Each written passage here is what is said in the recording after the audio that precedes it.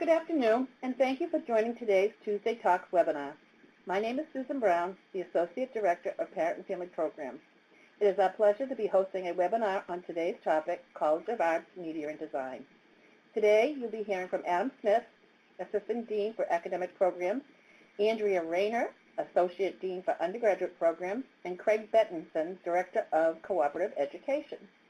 During today's talk, you are invited to type questions into the Q&A pod, which is on the right side of your screen. Questions will be answered following the presentation. So I'd like to welcome all our presenters. Thank you so much for being here with us today. We appreciate you taking time out of your schedule to talk with our parents about the College of Arts, Media, and Design. So I'm going to turn it over to Andrea now. Hello, great to be here.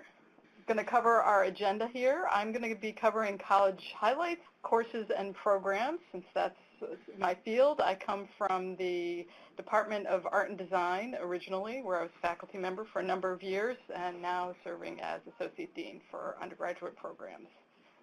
So for college highlights, for some of you might be familiar, some of you may not be, that we have a very diverse departments and programs within the College of Art, Media, and Design, as you can see outlined here. One thing in particular that this shows you, or that this is an indicator of, is that we have a lot of students that work in a very cross-disciplinary way. So they do that within the college, but they also do that across the university. And that could manifest itself in all sorts of ways, in dual majors, working with minors, study abroad. So students have a lot of access to many, many different disciplines. But one thing we do work on here is to make sure that their curricular path has a trajectory. So they're not taking classes all over the place and, electives that may not sort of fit in with what they want to do. We really spend a lot of time with our students working on that curriculum with them. One thing we wanted to look at or highlight, as it says here, is a particular highlights that we have actually really worked very hard to cultivate. We're looking at niche right now as far as sort of our ranking in here. And one of the reasons that we look at this particular ranking rubric is that it really fits in with a lot of the disciplines and programs that we offer here at Northeastern. In particular, I wanted to talk about the number 9, Best College for Design. Design lives in the Art and Design department, but is really infiltrated its way into all over the university, and it's become a very diverse area of study. So a student can come in and be a designer, a graphic designer, something like that, but they can also work with engineering, they can work across the university, and primarily where that area of interest is really expanded into is experience design. We currently have an experience design program that we're just getting started in Silicon Valley with the business and entrepreneurship, and that's proven to be very popular.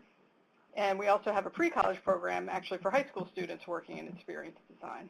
So that particular area, the terminology specifically really deals with a way of approaching a particular problem. So you can be a designer, but it opens itself up to working in many, many different realms.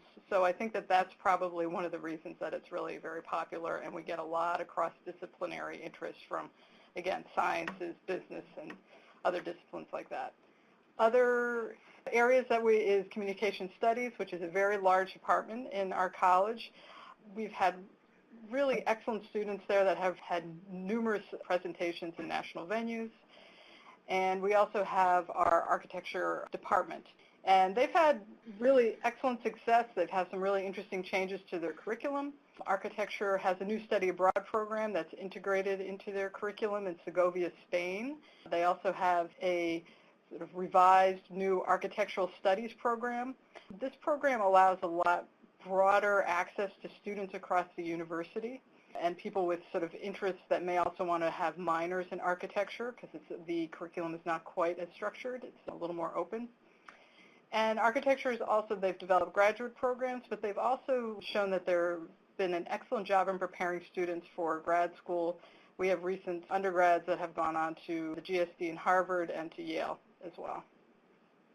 For more college highlights, I wanted to sort of talk about the undergraduate research. I think people talk about graduate research fairly commonly, but I think that's something that Northeastern does and the College of Arts, Media, and Design does is undergraduate research. So a large amount of this are students working directly with faculty members on either a project that they've in fact put together or spearheaded, or working with faculty on their own research. We have a number of examples of this. I sort of have some highlights in here. One recent one that we had proven to be very successful was a faculty member working with a student to develop 3D printed prosthetics, and that proved to be very fruitful. The student won many awards for that particular project. We have documentaries, immersive storytelling, and we're also working on augmented and virtual reality with a number of faculty members.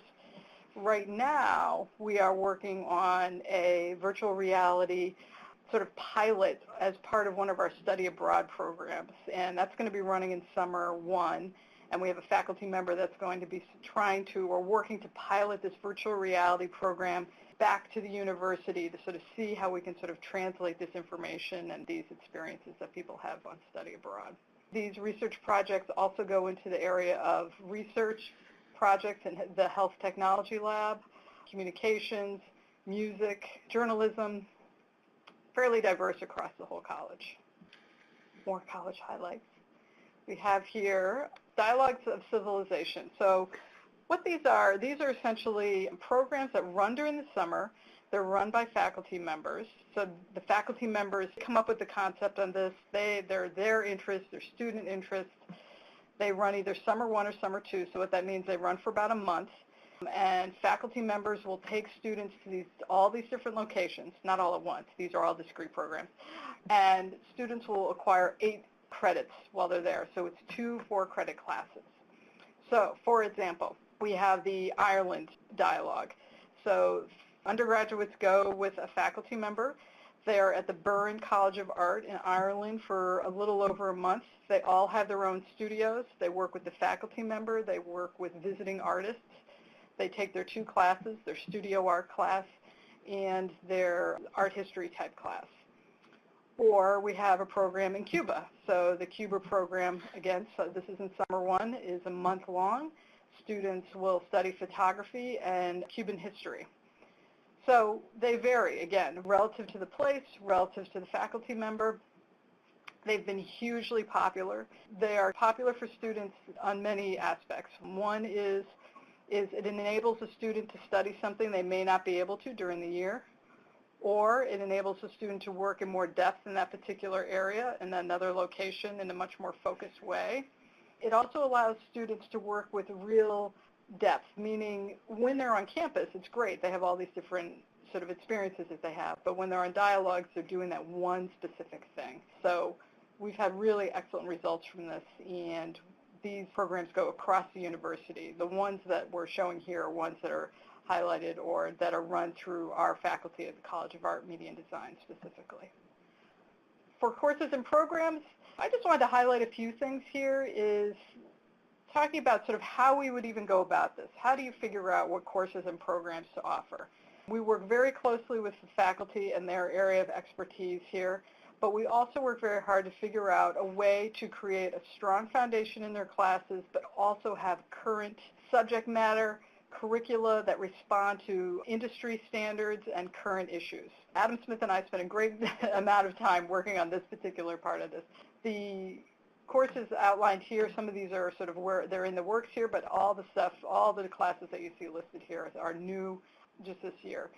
We have a couple of others that have been really pretty interesting that have been a surprise. The graphic novel is with a new faculty member, Hillary Shute, and we just found out she's going to also be writing a biweekly column on graphic novels in the New York Times book section. So that looks like it's going to be a really wonderful class. The syllabus is really actually very, very interesting. It's a great reading list. We also have issues dealing with, which is very much in the news now, communication and privacy, dark side of interpersonal communication. So you can see that our curricula is very much, again, sort of responding to sort of current issues, and it's really important to us that students, when they graduate, again, they have that strong foundation, but they are absolutely current with what's going on today. Starting with the courses, and then of course that goes into larger programs. One in particular is the Business Administration and Design. This has proven to be very, very popular. This is a combined major, and there's a lot of crossover between these disciplines. One thing about a combined major that's worth highlighting here is a combined major is different than a dual major. A dual major is somebody taking classes parallel to each other, where a combined major is very much where we cultivate a particular curriculum that shows how these particular subjects work in concert with each other. So the students not getting sort of siloed information, that all of this is working together. Commonly they come together in an area of capstone with that as well. And then even larger, or sort of more of an offset, are undergraduate minors, of which we have many, many, many in this particular college. The reason for that is, one, it offers students an ability to focus on an area that's related or maybe even completely different than what they usually do without getting them completely off track with their regular curricula, so they can add these on. These minors tend to be 4 classes, so they can be sort of a deeper dive, or again, it gives them the opportunity to try these. Some of these minors are actually offered abroad, like our global fashion studies. So this goes back to the dialogues we talked about. Students can take these 4 classes there, 2 terms in summer 1, and they can get an entire minor there. We're working on developing more of those programs right now. And then we have, sort of moving up, we have our graduate programs. We have our media advocacy, Master of Architecture. Some of these have been established for a certain amount of time. Experience design. Another program that's actually proven to be very successful here is information design and visualization. We have many students who are undergrads in design who then go on to take these classes and get graduate degrees in information design, which leads us to the 4+1 programs, where students take classes, 4 years of classes. We have up to 4 classes that can count towards the +1 program, and so that gives, within 5 years, that gives students an undergraduate and a graduate degree. And I'll take it from here. Hi, this is Craig. So just some numbers for co-op in 2017. This is co-op within CAMD. We have 8 faculty coordinators on the team working actively with 600 or more employers at any particular time. Last year we had 750 placements, and 48 of those were global placements outside of the U.S. We have 2 major cycles, that's January to June and July to December. There are 4-month options as well, and 90% of the class of 2017 completed at least 1 co-op. Just a quick overview of our co-op learning model, and this is one of the things that differentiates co-op from a traditional internship, in that students participate in a preparation class and work closely with a co-op faculty coordinator throughout that time as they prepare to go out on co-op. Then there's the activity phase, or the actual co-op period. And we don't have as much hands-on activity at that time with students, but we're always there should they have questions or concerns. And we do a number of site visits any co-op cycle. Post-co-op, we do some reflection activities as well with students and follow up with them based on their experience. In terms of, this is a question that parents often have for co-op and CAMD, and the 2017-2018 statistics, so that would be last July 1st through the group that's on co-op now. 79% of those students are out on paid co-ops. Another 6% receive some form of stipend, leaving 15% that are in unpaid positions. However, many of those 15% are either receiving the global co-op scholarship or a college scholarship to help with offset some finances. And then I have 3 pages here, which I won't read through them, but there are a number of co-op employers that we work with regularly, and I just pulled together a list for you to see. As you can see, they're not just in Boston, they're in New York, they're in LA, they're spread out everywhere. As I said, we're in 48 different countries, just to give you a sense. All right. Hello, everyone. This is Adam Smith, Assistant Dean of Academic Programs within the college, and I'm going to talk a little bit more of the sort of student perspective and experience within the college.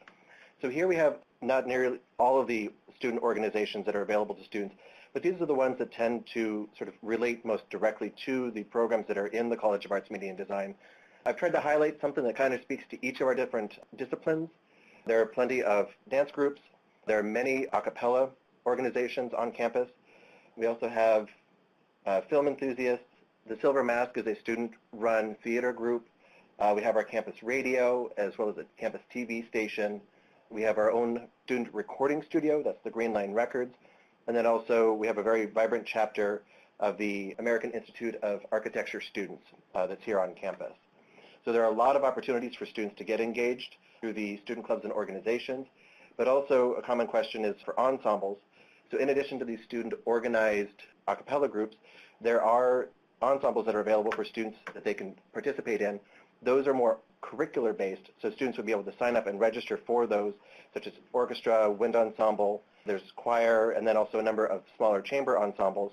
And so students are able to sign up for those. Some ensembles require an audition while others don't, so it really is, there's a lot of opportunities for students with a wide range of experience with music that they can still participate. Also wanted to touch a little bit on academic advising. We have an academic advising office that is staffed by 9 people. We have 5 full-time professional advising staff, and they're assigned to our students based on the student's declared major and then also based on the student's last name, so that we have sort of overlap, that there are multiple academic advisors advising for each of our different programs and departments. That provides a lot of coverage benefits in case somebody is out sick, and also make sure that we don't lose any of that valuable advising information in the case of any kind of staff turnover or whatnot. But the academic advising model for us is that we are a very holistic advising focused, and we start working with students before they even come to campus for orientation, and then we work with them consistently throughout every semester up through graduation. We reach out to students that we think that might benefit from some support, but then we're also always available for on-call for students to come in, email us, set an appointment, whatever it might be. In addition to the 5 full-time professional advisors, we have a persistence advisor. And our persistence advisor really kind of specializes in the trickier situations where students need a little bit more hand-holding and direct support. So you kind of might imagine them as more of a case management sort of person. She will have regular contact with the students in her caseload. She works on developing academic skills, personal skills, things like time management, also other forms of skill building, to really make sure that students who maybe came in that were a little bit weak in some areas, sort of managing their time as a student, getting them up to speed so that they're able to really persist and to succeed while they're here at Northeastern. Our persistence advisor is also the person who runs our peer mentoring program. And so our peer mentors are upper class students who then come into our first semester seminars, and they get paired up with our first semester students to sort of be the big brother, big sister to help our new students start to find their way through their program, through the college, and sort of around Northeastern. Sort of help open up new students' awareness to maybe clubs and organizations that they should consider, and also sort of the things to avoid when it comes to maybe registration or just how to navigate campus kind of in general. It also helps definitely build some of those initial and important connections, getting the students tied into the community, which also further goes towards academic success, that we find that the students are more heavily connected throughout the university, tend to do better in their academics, and persist and graduate with much higher success rate. We also have a very robust peer tutoring system here on campus. This is available to any student, and they're able to line up tutors for pretty much every introductory level course, and quite often they're able to find tutors that can help students on courses all the way up through their senior year. They promote both personal and academic growth, so that it's not just, while most of their tutoring is about specific courses, they are able to get into other sorts of skill building, study habits, and whatnot that will help students in all of their coursework. It's a free service, so that there's really no reason that students shouldn't engage with it. We definitely recommend that students start to engage with it as early as they can in the semester, and they can set up, one-time meetings, or they can set up recurring meetings with the tutor that they have found they work well with. And they can do one-on-one, small group, tutoring, workshops, and all sorts of other different ways of meeting with their tutors and getting the support that they need. So this is just our contact information in case you had any follow-up questions that you might think of afterwards. But otherwise, I believe we're ready for questions. Thank you.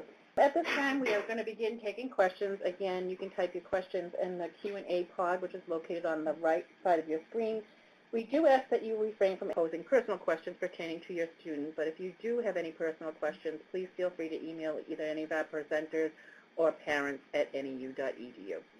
Adam, I guess I'll start with you. You talked a lot about the academic resources that are available to students, and a lot of them are free. If a student feels like they're not getting adequate support, what avenues do they have, or who would they go to? Well, I guess it kind of depends on what area of support that they're lacking. Generally, we do try to position the academic advisors as sort of a student's primary go-to, that if they're not sure maybe where they can access certain kinds of support or who they should be talking to for whatever particular issue, we always recommend that they reach out to their academic advisor. If they're having difficulties with their academic advisor, maybe it might be a personality sort of disconnect, then we would ask that they reach out to the Associate Director of Advising, Allison Ottaviano, who is also here, and she can help answer questions. But students could reach out to her to kind of discuss what's going on, what's working, what's not working, and then maybe figure out if it might be appropriate to reassign that student to another advisor. You talked a lot about the peer mentoring program. Does every student have a peer mentor? So in a sort of official way with the peer mentoring program, there's 2 peer mentors for every one of the first semester seminar courses, and there are roughly about 20 students per course. So there's 1 peer mentor per 10 students, kind of on average. So for any student, they would basically have the choice of one of the 2 peer mentors that is in their course. That's the more structured side of it, but we definitely encourage students to start to build their own sort of mentoring network. So we have our official peer mentors, but then we find that students start to find, building their own network along the way. We have several questions parents are asking about co-op. So we'll get to you, Craig.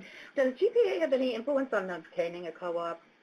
GPA can impact a student's ability to obtain a co-op, usually at the point when they're applying to positions, because if an employer sets a minimum GPA requirement and the student's GPA falls below that, they won't even see the position, but they may hear about it through peers or classmates. But otherwise, probably not going to be a factor. It really depends on the employer, though. Okay. You had listed a lot of the employees that are used for co-op positions. Are there any in the West Coast that you're aware of? Or? Yes, we actually have a number of West Coast contacts spread out throughout California, Seattle, those 2 states specifically. And we do send, just from this college alone, there could be anywhere between 25 and 40 students a year that go out to the West Coast. I should mention that we're also looking to increase that, and I myself am taking a trip out there this summer for that purpose, to increase the number of opportunities available to students. Oh. What percentage of students do not find a placement? I don't know if you have the statistics on that, but... It's not so much a percentage that don't find placements. What I would say is that we work very hard with every student that works very hard with us to go out on co-op. It is possible that a student will decide at some point in the process to go back to classes and postpone it a semester. But if a student really wants to go on co-op, then we will work with them through the process. But they also have to be very engaged with us. And speaking of that, being engaged, can you talk a little bit about the process and the class they take to go into it, and how do students know what division they're in and that type of thing? So in CAMD, most students are put in a co-op pattern, is the right word that we would use, when they take the co-op class.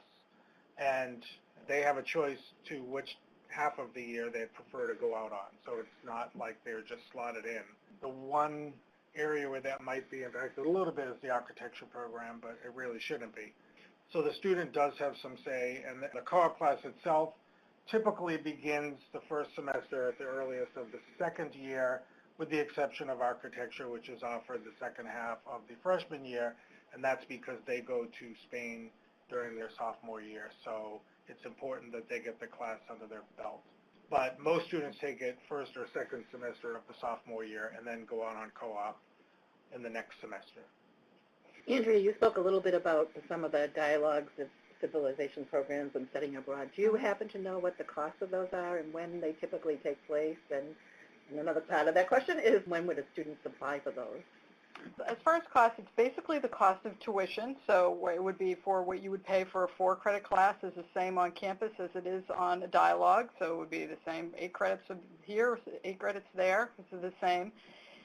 But there is what they call an accommodation fee, and it depends actually on the trip. Some trips cost more than others. You know, if you're in Venice, Italy, there might be an additional fee on there. It can it can add up. It could be up to like $2,000 in addition to the tuition. On top of that, some places are cheaper to travel, and it can be lower than that. The scholarship can be used towards this as well, because again, this is part of our curriculum, part of our everything that we do locally as far as curricula. So all of that applies to the study abroad programs. Summer 1, Summer 2, they've actually changed it just recently, so it starts in fall, November. early. I think the deadline's after Thanksgiving now. And I think they're moving it actually into the new year Yeah. to accommodate for NUN students. So it's Yeah. actually either January, late January, I think, is now the new deadline. They have changed it. They actually have a great website that if you want to check out, the dialogues are all listed and everything. They So if you do. want to check that out. Yeah, and if you look under the dialogues, then it will tell you all the classes, the content of the classes.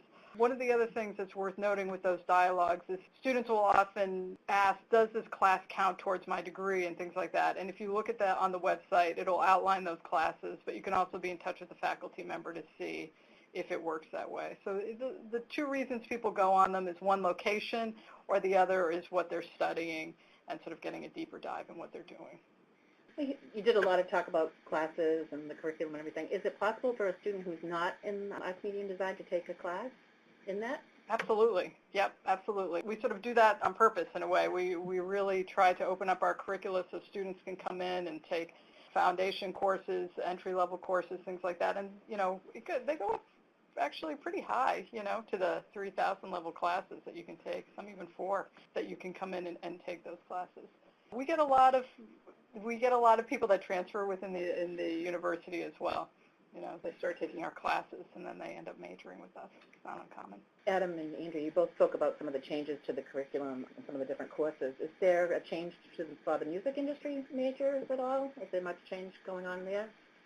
There was a little bit of an update to it in the last year, and where they restructured sort of the music history component of it. But generally, it's been kind of the same overall structure and outcomes as it has been for the last many years, and it provides a pretty solid foundation in the introduction to music industry. It does have some business requirements, and then they spend a lot of time taking music industry electives from a rather large sort of pile of options. So they really get to kind of curate exactly what they're interested in. Craig, back to co-op for a moment. If a student was going in the spring of 2019, when would they begin the process? When would the students start meeting with their co-op advisor? So a student going on co-op the spring of 2019 would take the class during the fall of 18, and the class starts in September, and by early October, the interviews should begin with the idea that all students would have their co-op placements set before they leave for the holidays, and then start in January. When do students start undergraduate research programs? Is that something that is built into the program, or is that something that is required outside of the program? I don't know if they mean co-op or... Well, I mean, with the research, some forms of research really could start at pretty much any time. I think typically the students would want to start to develop a relationship with a particular faculty member to make sure that they're kind of in the same ballpark of what they would like to work on. But really, it could start as early as maybe the second half of a freshman year, but typically we see students doing it in their junior and senior years. In regards to game design major, are there many co-op placements for that major? Is it difficult to find a paid position? The game program has grown at a very quick pace, and we do work very hard to create co-op opportunities, but it's not without challenges, that is for sure. Part of it is industry-driven. Part of it is competition outside the university. So to that end, it's been hard to keep up with the growth, but last year, Michelle on my team has worked really hard in many different ways to try and create opportunities. Last summer was able to obtain just about 100% placement, and she's continuing to work on that, but we're also looking at other options to be able to provide experiential education for all the students in that program. It's super competitive. There have been changes made from the academic side to help students to develop the skills so that they can compete. We work on portfolios. So we're working very hard to try and create those opportunities, but it is not without challenge. What about theater co-ops? Are there many opportunities available for students who are in theater? There are opportunities for theater. It's, part of the struggle is, again, tends to be more of a summer-only, super competitive. I know students are torn between leaving the area to go on co-op and theater or staying on campus or near campus so they can participate in many of the performances. But there have been opportunities. There are opportunities. It's a small program by number of students, but it's growing as well. So, it can be working in New York, it can be working in Summerstock. There's a whole range of different opportunities. Do we have many available opportunities in radio stations? So to be honest, I haven't really worked a lot with radio, and I do the music program myself. I haven't worked a lot with radio stations because I haven't had a lot of interest from students. And this would go across the board for co-op, for any parent to know, is that if we do not have the opportunities that your son or daughter are looking for, we will work closely with them, starting with the co-op class, to identify, as part of an assignment that they do for me, which is identifying co-op employers that are not in our co-op database that would be of interest to them. And we do cover letters, we do resumes, of course, and all of the other nuts and bolts, but we do that to coincide so that they can actually apply to these opportunities with assistance through the pre-co-op period. If a student knew of an opportunity, a co-op opportunity, can they create their own co-op? And how do they go about doing that?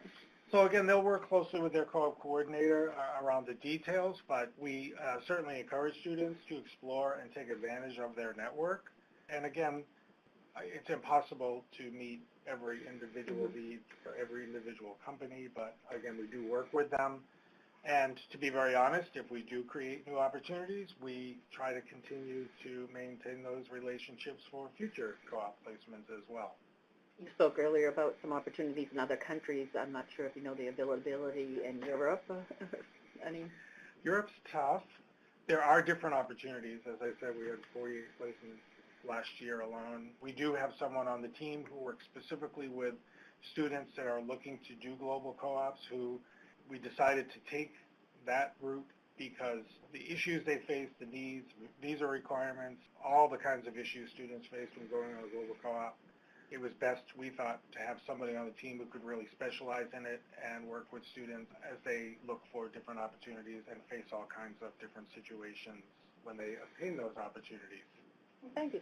We have a few questions about the study abroad and the dialogue costs and things like that. I think it would be best to check out their website, the dialogue, and I think it really kind of depends on what country you go to. It does, yeah. I know it sounded a little vague, but it actually, I believe, I can look, I think it will tell you what the additional cost is on there for that particular trip or that particular program. So again, it's the tuition plus that. So yeah, if you go under Dialogues of Civilizations, it'll show you what the offerings are, or at least past, And I'll make a plug for the Dialogues. I have had two daughters that have graduated Northeastern already, and one did a dialogue to Ireland, and the other did two, one to Greece and Bosnia, Serbia, and the other to London. And I would say their dialogue experience is really right up at the top for them overall for all of their Northeastern experiences. One of the reasons for that is because it's not like they're just going overseas and sitting in a classroom over there as opposed to sitting in a classroom here. Those are actually very hands-on, out in the environment, out in the community learning opportunities that have really stood out for my two daughters. That's great. I'm also a big proponent of it. I ran them for 9 years, and I started one in Havana, Cuba, Venice, Italy, and Berlin, Germany. And I can say that the students, they get a tremendous amount of experience out of them, both just sort of working with other students and the amount of sort of discipline that's given to them. For example, the program in Havana, Cuba is still running, and it's a photography program, and Cuba's actually a very safe place to be, and so we have students out working with people, out on the street photographing, and then we also have a history of Cuba and Cuba's music, and we have a particular professor that comes in that's really a remarkable musician, and he does the entire history of Cuba through music and why it sounds a particular way. And so, at some point it had like a Spanish influence, and then it had an African influence, and he brings in all his friends that are musicians, and then they play all the different kinds of music for that to demonstrate that history. So they're really wonderful experiences. Students go, there are students that go on multiple ones, for sure. They do a bunch of them. So. Speaking of dialogue, we have a parent asking, is the dialogue different than the NUN program? It is, yeah, it is. The NUN program, that's something you're admitted into. I would look, after we're done, I would look online to NUN, and basically you would choose your location. The location has particular classes that are developed, so you would have a cohort of students that are going. So what that means is if your student gets admitted into NUN, let's say they're all going to go to Greece. So that student, their freshman year, would be with all the students. They'd be taking classes together. They wouldn't be here's your university, go take classes type of thing. They would be living with Northeastern students, taking classes with NU students, and then coming back their second semester. And at that point, they would still be part of a cohort, in housing. They work together, but they very much are integrated into what's happening at Northeastern. So you don't miss any time with that. You should be right on schedule with your curriculum. You should be ready to go. Another question regarding co-op. Students who are in athletics participate in co-op, but they're in the basketball program. Right. So the key is, depending upon the major and also the actual sport, it starts with a conversation between the co-op coordinator and the students to figure out which of the two halves of the year or summer co-op only makes more sense based on practice schedules, based on the season for the sport that we're talking about. So there are all kinds of factors there. We work with a lot of students that go on to do co-ops that are student athletes, and I would say typically, because they do need to be around, they tend to be in Boston area co-ops so that they're able to participate. And then it's something they discuss with an employer at the co-op interview. It's something that's known in advance. And many of our employers can be very flexible for something like that. And in terms of the class, I know, for instance, this coming fall, I have a couple students that are enrolled in my class because the coordinator in their majors class doesn't coincide with their practice schedule, so they end up just taking it with me. We have time for one or two more questions. Let me just see. How does housing work if a student does a co-op outside of Boston, for example, in New York City? Very good question. I was just on the phone with a parent this morning about co-op and housing. New York City is actually an easier one for us because we have contracted housing in New York City. An office on campus called Co-op Connections handles those contracts. And there is that as an option. Many, many students, it could be 40 or 50 in a given co-op term, possibly more, will go to New York City on co-op, and they oftentimes will group together and find housing, which is maybe a cheaper option. And unlike the contracted housing where they have to check in at a front desk and it's more like a dorm, they prefer the more adult version of housing on their own. There is contracted housing in other major cities as well through the Co-op Connections office, but we try a number of different ways to assist the student, connecting them with students that are already on co-op in that city, so that if they have housing that can be rolled over, that's one option. Again, connecting them with students that are also going on co-op in the city to see if they can't join together and find something. The company itself that's doing the hiring of the student, they may offer some assistance with that. And again, the Co-op Connections office.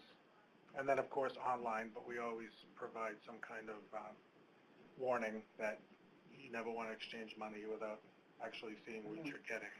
Is there ever a possibility of a student doing two co-ops in a row or any other circumstances that would happen? Not traditionally. Students can do up to 8 months of co-op, but they're not really allowed per the Board of Education and university regulations to do back-to-back co-ops because they need to be in a class semester.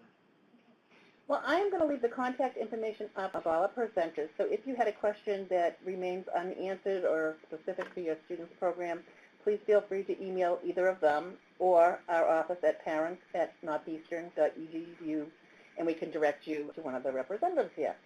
The webinar is now closing. I hope that next week on April 24th at 7 p.m. we are going to be doing one of our last Tuesday talks, a year in review and looking ahead with the Parent and Family Programs Office. I hope you'll be able to join us.